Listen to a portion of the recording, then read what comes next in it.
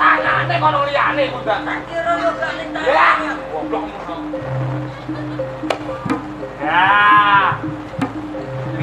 goblok. Ya. Iya. Ampun ning tangane kok ngene.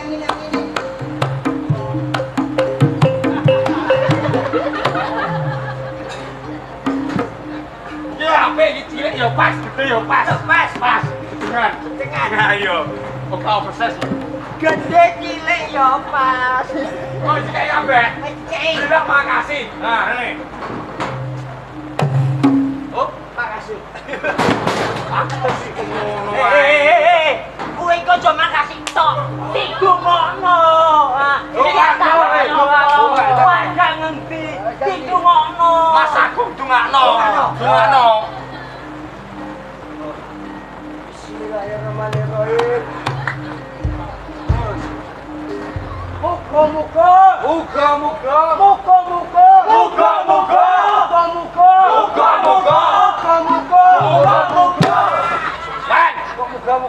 muga-muga ae. Hei, dongane entuk apa? Aku. Suwen. Doa apa suwen? Apa? Aku gak iso ndonga. Iki acarane Mas Agung ulang tahun yang ke-42. Iki dong ora. Didungono panjang umur, panjang yuswa. Muga-muga Mas Agung tambah rezekine. Amin. Lancar. Amin. Muga-muga. Sakira wis badar ya Roma. Iki ulang tahun lho. Mantan goblok, Mas. Iki ulang tahun lho gak rapi, Mas. Apa? Aku semare ya kuwi. Lambungku. Aku yo manut kowe. Wah, goblok kowe kuwi. Ayo wani ora. Aku. Iya no. Gawana.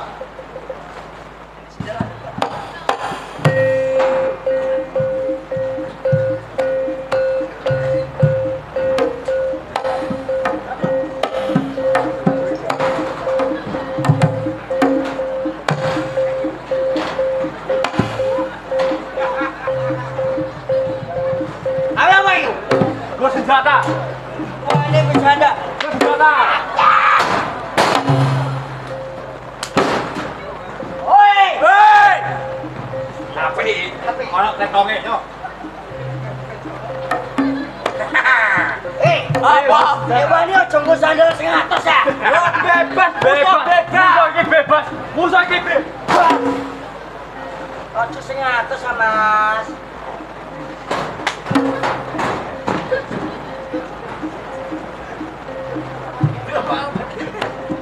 Au, kentut tok.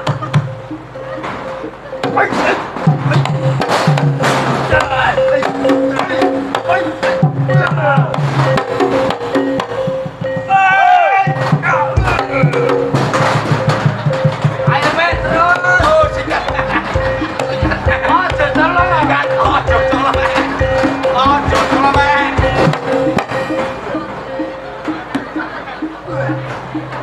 tiara. Puasa. Emang gua apa? Syukur. Syukur piye? Umume iku kele iku nganggo Rexona. Nivea. Kowe ora. Apa? Fresh. Mosok fresh. Wah, kok disepol.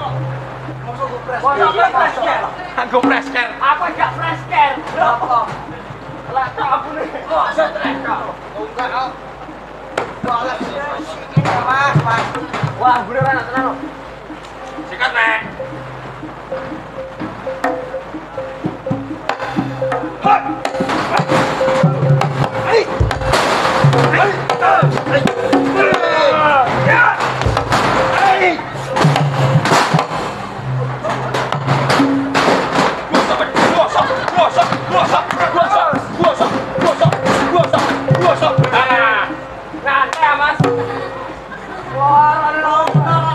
Iku atos iku.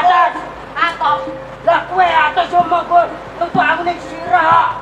Lah pedule ning. Oh, ning sirah, Mas. Kamu bojone sirah. Nek ora oleh nganggo sandal tak buake. Buake. Mas Brono.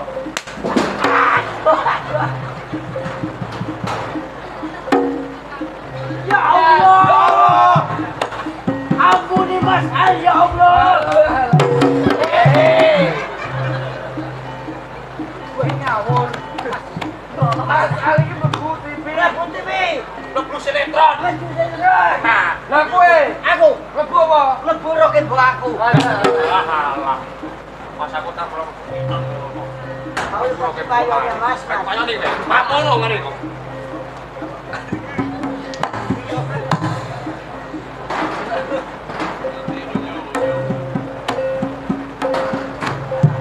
Sesuk ijane.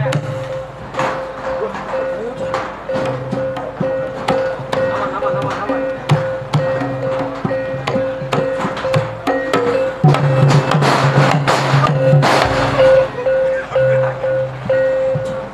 Yuk.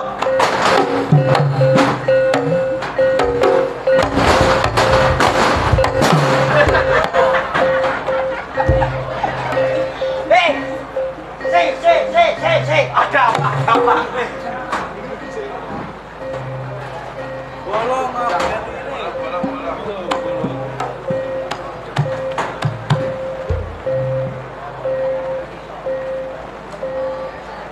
Orang apa-apa. Ganti Mak.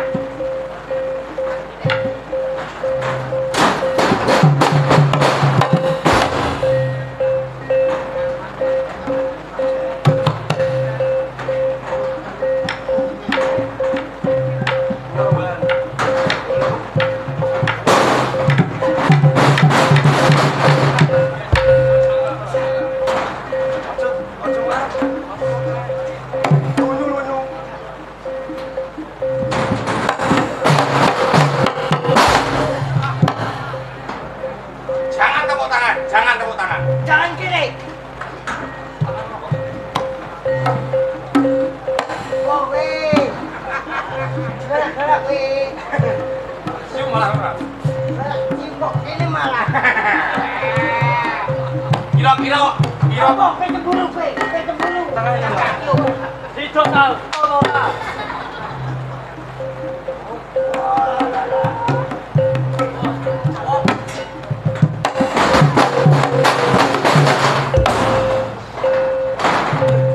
Kabelane. Ya ora.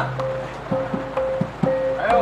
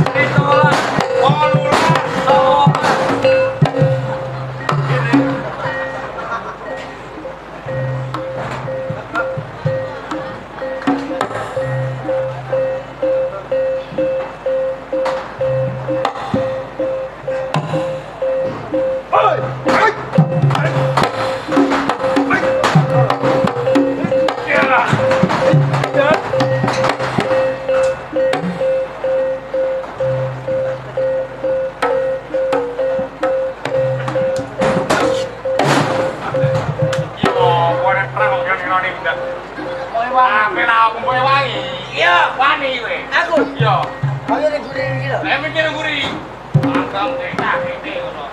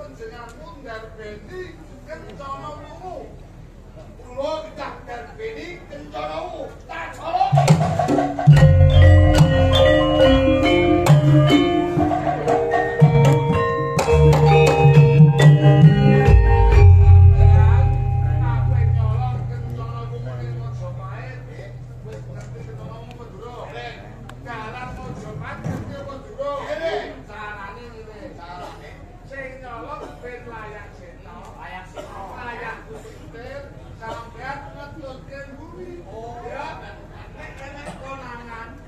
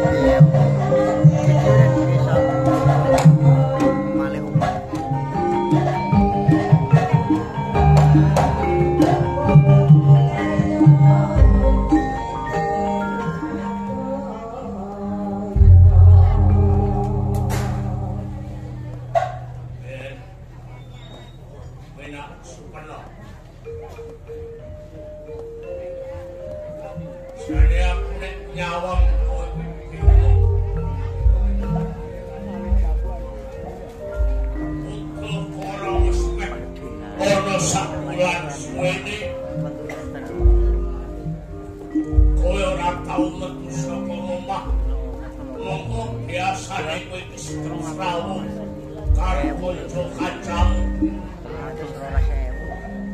Kala-kala kowe meneng saturan tanpa ruwet. Kala-kala jegegep kaya dening Singkarto. Mbok iya kowe gelem maloko. Gelem blak utang. Omong apa anane ning pengarepaning Simbah. Sopo ngerti Simbah engko bisa ngudari apa sing dadi ruweteng atimu to, Le. Ya, piye?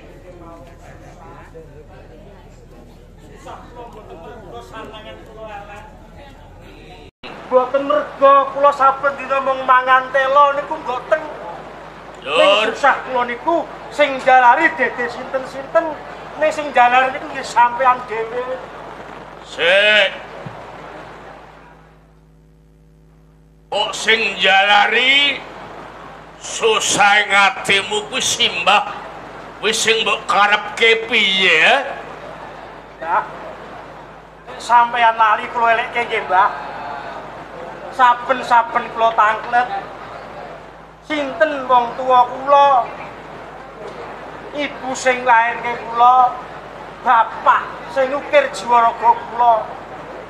Anane sampean mung semaya, jare urung wayahe. Besok ki watese kapan, Mbah?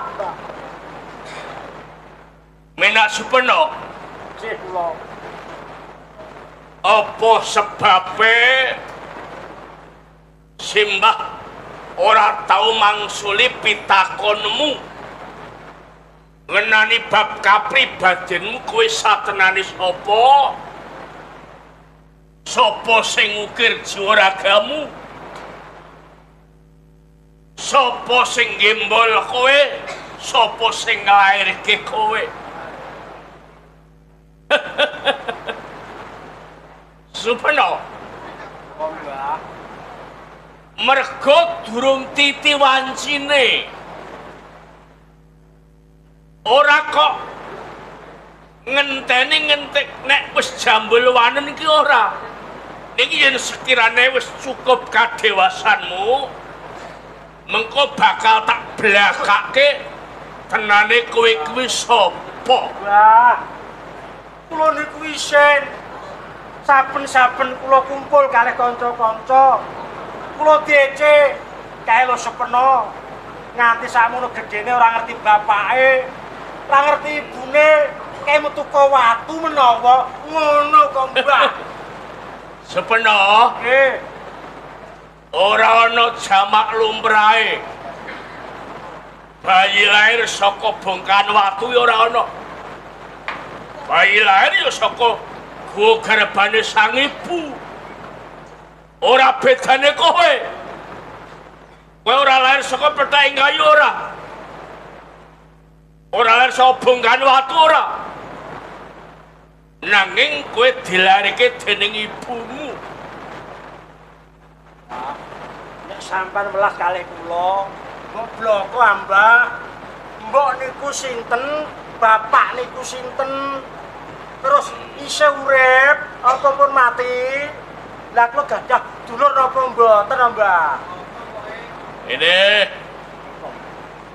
kowe nek takon sapa tenane wong tuamu, upama tak tuduhke ya tuwas.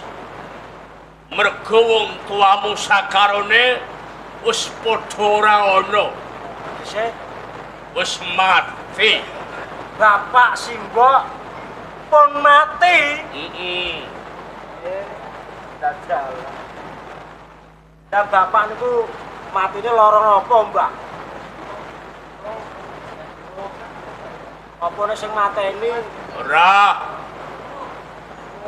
Wong tuamu ora mergo kecandak ing lara madal saka sawernaning tetamba ki ora.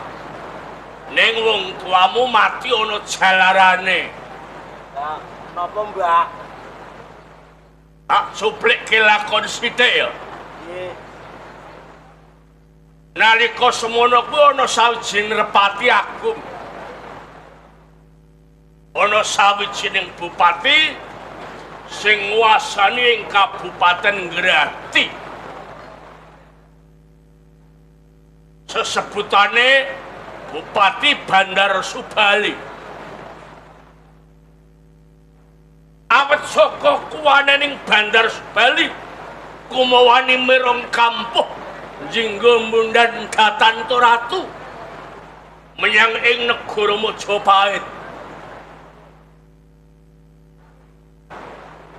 Awet saka adiling Ratu Majapahit Grati digecak perang. Jago saka ing Majapahit sing jeneng Kebo Marcoet kuwi wujudaning gilani. Sirahe maisa, sirahe kebo, tenggak mengsor badan menungso. Gilani. Terus piye, Pak? Kelakon tetandingan karo pangarsa ing Kabupaten Grati sing aran Bandar Subali. Satemah Bandar Subali tumeka pati. Banjur garwane Bandar Subali sing jeneng Jinggowati nalika semono ngandhut sing wis ngancik lek ing punang jabang bayi. Kabujung dening Kebo Marcoet keplayu tumeka ana ing Gambir Seketi. Mriki nggih. Ya. Ketemu kelawan aku. Tak tulungi. Nganti pungkasane Jinggowati babaran utawa nglairno. Wujud bocah lanang tak wene jeneng Joko Umbaran. Jinggowati mati kunduran. Banjur si Umbaran kepengin duweni sedulur. Ali-alining si Umbaran tak puja. Dadi kowe. Dadi kula anake Bupati Grati.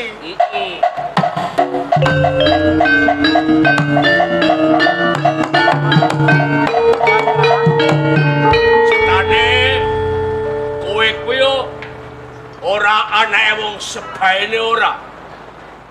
Kowe ora anake wong tani petik. Kowe ora anake kere maju kiling mbale longan. Nanging kowe isih trah ing kusuma rembesing madu. Anake Nerpati saka ing Kabupaten Grati ning wong tuamu. Sakarone wis ora ana sedulurmu si Umbaran sing nalika semono jumeneng bupati ana ing Kabupaten Blambangan sing aran Guru Besmo ya minak jinggo uga wis tumeka pati. Sedulurku ki ampun mati, Mbak.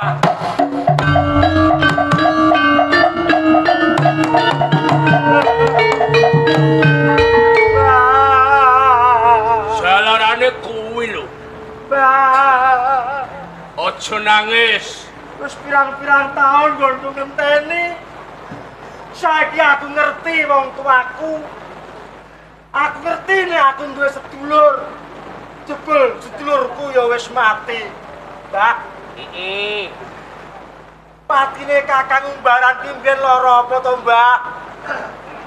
Ora bedane kaya wong tuamu. Patining sedulurmu si Joko Umbaran ya minak jingga kuwi diperjaya karo Nalendra ing Majapahit. Sing arane Prabu Brawijaya. Sing mateni Ratu Majapahit Brawijaya. Talap.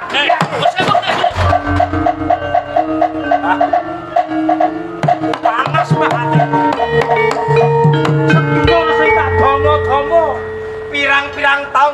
mateni besok kapan aku ketemu ning jebul saiki wis mati. Sing mateni cetha Ratu Mojopahit Brawijaya. Sampean nyandhek kula, sampean ngeyek kalian kula. Ora percaya kali kula sampean. Ora kok seneng aku ora percaya karo kowe ora le. Ning kabeh iku mau perlu migunake petung. Sing jeneng wong Jawa kuwi nek ninggal petung sasat kaya wong nyebar uyah ing tengahing segara. Kala mangsane nganggo petung sing jlimet wae sing kepleset.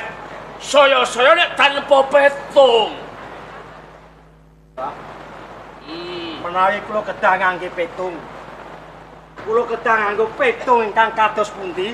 Karepe kula saged bales patine sedulurku ya Joko Umbaram, ya Minak Jinggo. Bagus. Bombong rasaku. Seneng atiku sawise kowe tak jarwani. Yen tenane patining sedulurmu mergo kakani oyo karo Nalendra Mojopahit, saiki ginugah atimu. Kontap sifat lanangmu. Nggonmu kepenmu dituwuh karo patining sedulurmu. Aku seneng. Yo iki sing tak karepke. Yo iki wektu sing tak anteni. Besok kapan aku bloko cukul kuwanenmu dituwuh karo patining sedulurmu. Ini Pak, panggil kula pun wani. Napa sampean ajeng maringi cekelan kalian kula. Ngeki gembolan kula, gaman sing ampuh tak hacoke Brawijaya. Wis meno. Nggih kula. Ora kurang-kurang gembolan. Aji apa dening mantra sing wis tak tumpah menyang jiwanggamu. Saiki aku wis pitaya karo kowe. Yen kowe sawijining bocah nom-noman sing ora tau mingkuh ngadepi sawernaning pekewuh, ora bakal mundur ngadepi saranduning guntur lamun urung kabentus karo kahanan. Nger, nek pancen wis gembleng niatmu, kowe kepengin dituwuh patine kakangmu si Minak Jinggo tumuju menyang Mojopahit, aku mengko sing bakal jambangi sak lakumu ning Mojopahit.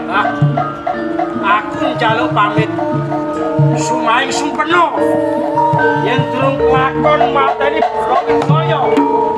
Supena ora bakal bali ora ngambil sekali.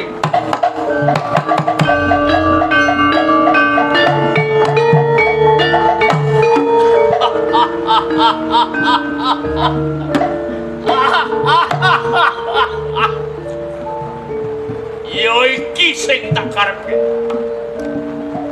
Selagining Brawijaya yo Damar Wulan urung mati.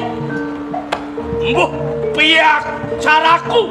Aku golek cara. Saiki wis tukul kuwanene. Si Minak Supena tak sambangi.